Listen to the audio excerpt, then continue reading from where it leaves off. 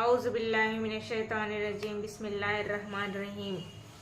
حضرت ابو طلحہ انصاری رضی اللہ عنہ کہتے ہیں کہ ایک مرتبہ حضور اقدس صلی اللہ علیہ وسلم بہت ہی بشاشت تشریف لائے۔ چہرے انور پر بشاشت کے اثرات تھے۔ لوگوں نے عرض کیا یا رسول اللہ، آپ کے چہرے انور پر آج بہت ہی بشاشت ظاہر ہو رہی ہے۔ حضور اکرم صلی اللہ علیہ وسلم نے فرمایا، صحیح ہے، میرے پاس میرے رب کا پیام آیا ہے جس میں اللہ جل شانہ نے یوں فرمایا ہے کہ تیری امت میں سے جو شخص ایک دفعہ درود بھیجے گا، اللہ جل شانہ اس کے لیے 10 نیکیاں لکھے گا اور 10 سیئات اس سے مٹائیں گے اور 10 درجے اس کے بلند کریں گے۔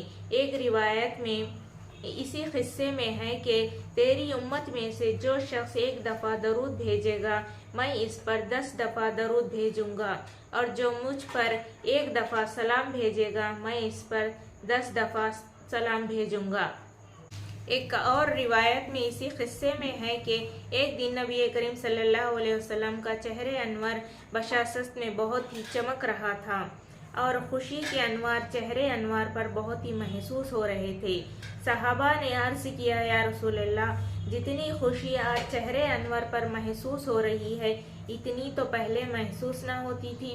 حضور صلی اللہ علیہ وسلم نے فرمایا، مجھے کیوں نہ خوشی ہو، ابھی جبرائیل علیہ السلام میرے پاس سے گئے ہیں اور وہ یوں کہتے تھے کہ آپ کی امت میں سے جو شخص ایک دفعہ بھی درود پڑھے گا، اللہ جل شانہ اس کی وجہ سے 10 نیکیاں اس کے نام اعمال میں لکھیں گے اور 10 گناہ معاف فرما دیں گے اور 10 درجے بلند کریں گے، اور ایک فرشتے اس سے وہی کہیں گے جو اس نے کہا۔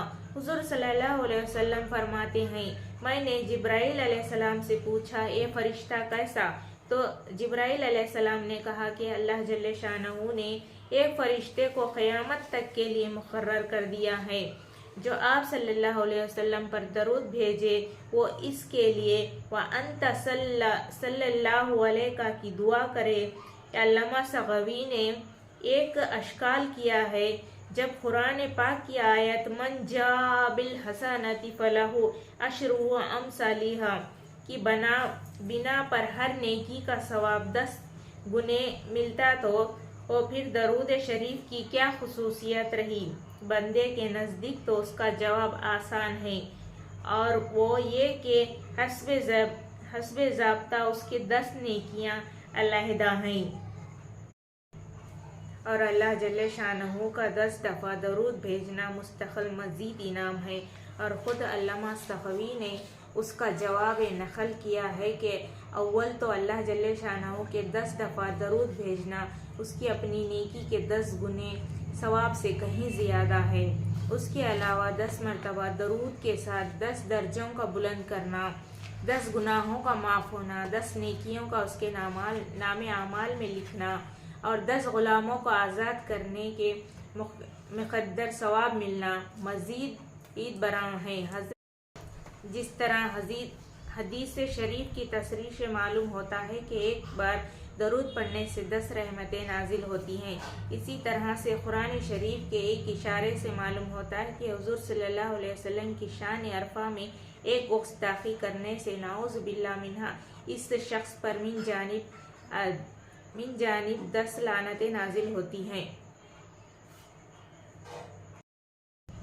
ہر جمعہ کثرت سے درود پاک کا اہتمام کریں، ہمارے آقا کے بارگاہ میں درود و سلام کا نذرانہ پیش کرتے رہیں۔ اللہ حافظ۔